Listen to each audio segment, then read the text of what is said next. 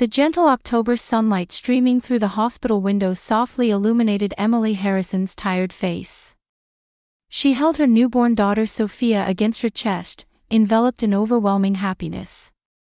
3 days had passed since the birth, and now that her condition had finally stabilized, her heart was full.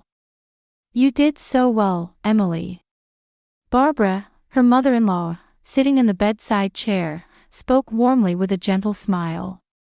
She was the only family member staying by Emily's side while her son Michael was away. In Barbara's hands was a small hand-knitted pink blanket. "This has the same pattern as the one I knitted for Michael." That was 36 years ago now. Barbara smiled nostalgically as she gently placed the blanket over Sophia. He was this tiny too. Emily's heart warmed at her mother-in-law's kindness. Though they'd been married for 5 years, Barbara had always treated her like her own daughter. Especially during pregnancy, whether Emily was suffering from morning sickness or when her growing belly made movement difficult, Barbara frequently came to check on her. "Still no word from Michael?" Barbara asked with a hint of concern. Emily looked at the smartphone on her bedside table. The last message had come the night before. It was a brief text: "The project is at a critical stage. It'll be over soon, and I'll definitely be back before you're discharged. Give my love to Sophia." "It's fine. It's an important project for his company. I'm sure he'll be back by tomorrow's discharge," Emily answered, as if convincing herself. Michael was a systems engineer working for an IT company. Usually he came home on time and always spent weekends with Emily. He was an ideal husband. However, this project was a crucial matter that would determine the company's future, and he bore responsibility as team leader. When the business trip was suddenly decided a week before the due date, Michael looked truly apologetic. To her husband, who repeatedly apologized, saying, "I don't want to leave you alone," Emily smiled and replied, "It's okay. I'm a strong woman. Besides, Barbara will be here for me." Indeed, Emily had been working independently as a freelance graphic designer. She was a woman with strong will and creativity. Though she had anxiety about her first childbirth, she believed she could overcome it. Sophia began crying softly. Emily awkwardly repositioned her daughter and gently rubbed her back. Though only 3 days had passed since birth, this tiny being had already become the center of her life. "Time for feeding," Barbara stood up. "I'll head home now, but I'll come back early tomorrow morning. If you need anything for the discharge preparations, don't hesitate to call." "Thank you, Barbara. You've been such a help." After her mother-in-law left, Emily nursed Sophia in the quiet hospital room while thinking about their upcoming life. All the baby supplies in the apartment were ready. The crib, diapers, clothes, and numerous bottles. Each item chosen together with Michael was filled with their love. Outside the window, Boston was beginning to take on the colors of dusk. From Michael's apartment, you could see the Charles River.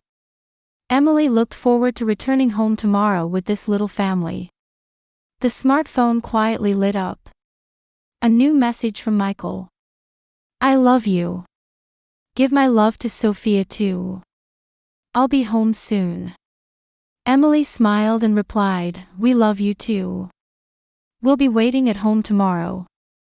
That night, Emily slept holding her daughter to her chest. Her heart was peaceful, filled with hope for the future. The next morning, Emily was preparing for discharge while checking her smartphone repeatedly. There was still no word from Michael. The last message saying, "I'll be home soon," had come late the night before. She became a little worried but convinced herself that he was probably on the plane or still traveling. "Good morning, Emily. Today's the big day, discharge." Dr. Chen, the attending physician, entered the room for morning rounds. This Asian American doctor was the excellent obstetrician who had handled Emily's delivery. "Both mother and baby are in excellent health. Sophia's weight is increasing steadily, and your recovery is wonderful. But don't overdo it once you get home. Especially the first few weeks will be challenging, so make sure to accept support from family. Yes, thank you. My husband is supposed to return today, Emily smiled as she answered. That's good to hear. Time for the new daddy to step up, Dr. Chen smiled back. If you have any concerns, don't hesitate to call. We're available 24 hours. Around 10 in the morning, Barbara arrived as promised. In her hands were Emily's favorite lavender scarf and a comfortable-looking sweater she'd brought from home. Still no Michael? Barbara asked. Not yet. But he must be on his way. There could be traffic jams too, Emily answered optimistically, though inwardly her anxiety was growing. Barbara said nothing, but slightly frowned at her son's behavior.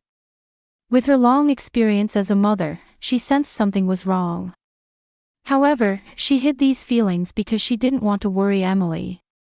Then I'll drive Emily and Sophia home. Michael can meet us there. Nurse Jennifer arrived with the discharge paperwork. She was the kind woman who had cared for Emily over the past 3 days. I'm going to miss you, Emily. Little Sophia was the ward's sweetheart. Jennifer gently stroked the baby's cheek. The first weeks as a mother will be challenging, but it'll be a wonderful experience. You'll be just fine. Emily's chest filled with emotion as she signed the papers. Though the 3 days at the hospital had been short, thanks to the nurse's warm support, she had gradually gained confidence as a mother. Thank you, Jennifer. Everyone has been so wonderful to us. After packing was finished, Barbara called a taxi. Emily carefully placed Sophia in the newborn car seat. As other patients and staff saw them off in the hospital lobby, she realized a new chapter of her life was beginning. In the taxi, Emily checked her smartphone again. There was a new message from Michael. I'm at the airport. I'll be home in 2 hours. I love you. Good news, Michael contacted me, Emily said with relief, showing Barbara the screen. That's a relief then, Barbara smiled too, though she wasn't completely at ease. There had been inexplicable aspects to her son's recent behavior. His expression when talking about work, the fragmentary content of phone conversations. As a mother, she couldn't shake the feeling he was hiding something. The taxi passed through Boston streets toward the district where Emily's apartment was located. The October afternoon sunlight streamed through the car window, illuminating Sophia's small face. The baby slept peacefully. The feeling of coming home for the first time is special, Barbara said quietly. I remember the day I brought Michael home from the hospital. My husband was busy with work, so I handled the discharge alone. But the sense of relief when we got home was unforgettable. You were alone too, Barbara. Yes. But it made me stronger. Mothers are stronger than they think, Emily. No matter what difficulties arise, you can overcome them for your child. Barbara's words carried deep meaning, as if she sensed what was to come. The taxi driver was a kind man who helped carry Emily's luggage. Congratulations. What a beautiful baby, he said with a smile. I have 4 children, but the first one is always special. Emily was filled with gratitude. The kindness of strangers was supporting her as a new mother. When the apartment building came into view, Emily's heart leaped. Finally, they could go home. Michael would be back soon. Their new life as 3 would begin.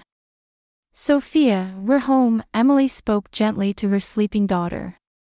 Daddy's waiting too. The taxi stopped in front of the building. Emily looked up at their apartment from the window. The corner unit on the 3rd floor, a place full of memories that she and Michael had chosen together. In this apartment where they'd lived since early marriage, they could finally live as a family. Barbara paid the fare, and the driver placed their luggage on the sidewalk. Emily carefully lifted the car seat, being careful not to wake Sophia as she headed toward the apartment entrance. I'll carry the heavy bags, Barbara shouldered the maternity bag. You just focus on Sophia. Riding the elevator, Emily was enveloped in happiness. The 3 days at the hospital had felt long, but now they were precious memories. She was ready for the life ahead as a mother. When they reached the 3rd floor and the elevator doors opened, Emily's heart bounced with joy. Soon Michael would be home too. They could have dinner together as 3, caring for Sophia and spending time as a new family. Walking down the hallway, Emily was already imagining the homey smells. The aroma of pasta Michael would make, the scent of coffee, and the smell of new baby supplies. As she reached into her bag for the keys, she noticed something attached to the apartment door. It was a white piece of paper. At first she thought it was a delivery notice or a message from the management office. But when she approached and saw the content, Emily's blood ran cold. It was handwritten in shaky script. Do not enter under any circumstances. Call the police. Emily couldn't speak. The hand holding the car seat began to tremble. Barbara set down the luggage and noticed her daughter-in-law's strange state. Emily, what's wrong? You're white as a sheet. Emily pointed to the note with a trembling finger. When Barbara approached and read the words, her expression froze too. What in the world? Who wrote this? Barbara's voice was hoarse. I don't know, Emily shook her head slightly. But this handwriting, it's a woman's writing. The two stood frozen in the hallway. The apartment corridor was wrapped in silence, with no sign of other residents. The TV sounds and daily life noises that could usually be heard were strangely quiet today. We should call the police, shouldn't we? Emily's voice trembled. But what if this is just a prank? Would someone write something like this as a prank? Barbara answered calmly. Something happened. We should call the police. Emily tried to take out her smartphone, but her hands were shaking too much to operate it properly. She never imagined facing such a situation while holding her newborn daughter.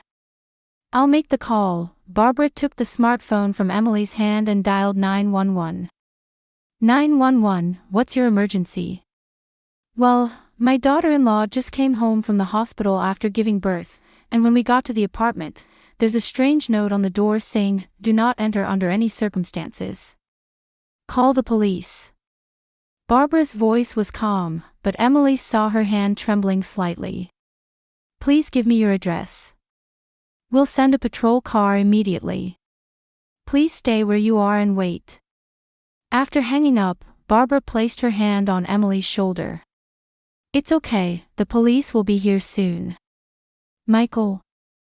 I need to contact Michael, Emily said in confusion. Of course. But let's wait for the police first. Sophia began crying. The baby seemed to sense her mother's anxiety. Emily tried to calm her daughter with gentle rocking, but since she herself was upset, it wasn't effective. Let me hold her. Barbara lifted her granddaughter from the car seat. With years of experience, Sophia calmed down immediately. After waiting about 10 minutes, they heard elevator sounds. Heavy footsteps echoed in the hallway, and 2 police officers appeared. I'm Officer O'Connor. This is Officer Rodriguez. We received your call, the male officer introduced himself. Please show us the note in question. Emily pointed to the note with a trembling voice. Officer O'Connor carefully read the writing and carefully removed the note with gloved hands. Do you live in this unit? Yes. My husband and I, and our newborn daughter, Emily answered. Where is your husband now? He's on a business trip. He's supposed to return today. Officer Rodriguez was examining the note closely. This handwriting is definitely a woman's. And it was written hastily. The kind of script you see in fear or emergency situations. Officer O'Connor put his ear to the apartment door. No sound came from inside. Do you have keys? We'll check inside first. Emily handed over the keys. Her hands were still shaking. Did something happen inside? We don't know. But for safety, we'll enter first. Please wait here. Officer O'Connor inserted the key into the door.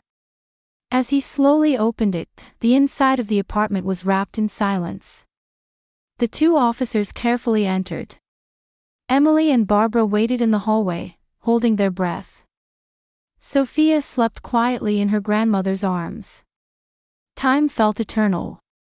After a while, they could hear low conversation from inside the apartment. The officers seemed to have discovered something. Emily's heart pounded violently, and she couldn't help imagining the worst scenarios. I wonder what happened? Barbara whispered. Emily couldn't answer. Various possibilities raced through her mind. Burglary, fire, gas leak. But none of them seemed to make sense as reasons for the warning, do not enter under any circumstances. Footsteps came from inside the apartment, and Officer O'Connor returned to the entrance. His expression was serious. Just by looking at his face, Emily understood that something terrible had happened. Mrs. Harrison, Officer O'Connor's voice was careful. This is difficult to say, but... What happened? Emily's voice was hoarse. Officer O'Connor hesitated briefly before continuing. Is there anyone else here besides your husband? A woman. A woman. Emily was confused. There shouldn't be anyone. Michael is on a business trip, and no one else has keys. That woman is quite distraught. And...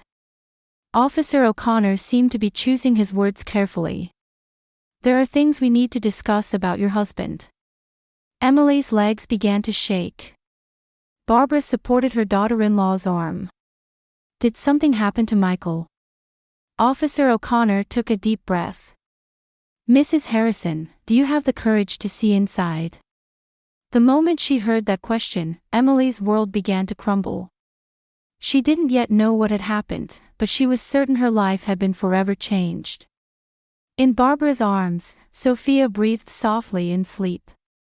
This innocent baby didn't yet know what had happened to her world. Yes, Emily answered in a trembling voice. I'll look. Guided by Officer O'Connor, Emily fearfully stepped inside the apartment.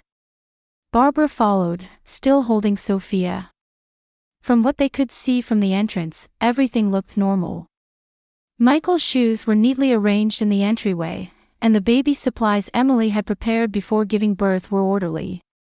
The living room, Officer O'Connor said quietly. The moment Emily turned the corner and entered the living room, time stopped. Michael lay on the sofa. His eyes were closed, his face pale, clearly not breathing. And sitting on the floor, holding Michael's hand while crying, was a woman. Emily couldn't speak. Her knees nearly gave way, and she pressed her hand against the wall for support. Michael.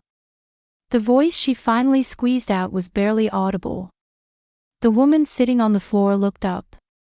She was in her early 30s with beautiful chestnut hair. Her eyes were red and swollen from tears. When she saw Emily, she began crying even more intensely. You must be Emily, the woman said in a trembling voice. I'm Lisa. Lisa Carter. Emily was confused. Lisa? Who are you? Why are you with Michael? Lisa stood up and walked toward Emily. I'm Michael's wife. Wife? Emily's voice cracked. What are you talking about? I'm Michael's wife. We got married 3 years ago. Lisa's voice was filled with despair. In Philadelphia. Michael was living a double life. Emily's world completely collapsed. Her head was spinning, unable to accept reality. That's impossible. We got married 5 years ago. I knew about you, Lisa continued, wiping away tears. But Michael told me you two were in divorce proceedings. And he explained to me that you were mentally unstable and it was difficult to completely cut ties. Barbara gasped. No way, my son would do such a thing. Officer Rodriguez came to Emily's side. Ma'am, please sit down. This is too much of a shock. Seated in a chair, Emily was still desperately trying to understand the situation. But Michael was on a business trip. For work. It wasn't for work, Lisa shook her head sadly. He came to see me and our son Jacob. Jacob is 2 years old. Michael's son. Son. Emily was stunned. Michael came to Philadelphia every month under the guise of business trips. We lived in a small apartment. He promised me that when his work in Boston was finished, he would start a new life with us. Officer O'Connor began explaining in a heavy tone. We can't confirm until the coroner arrives, but it appears your husband died of a heart attack. There are no signs of struggle. Heart attack. Emily was confused. But Michael was healthy. Lisa began crying again. It's my fault. Last night, I learned the truth. A friend happened to see you in Boston and told me you were pregnant.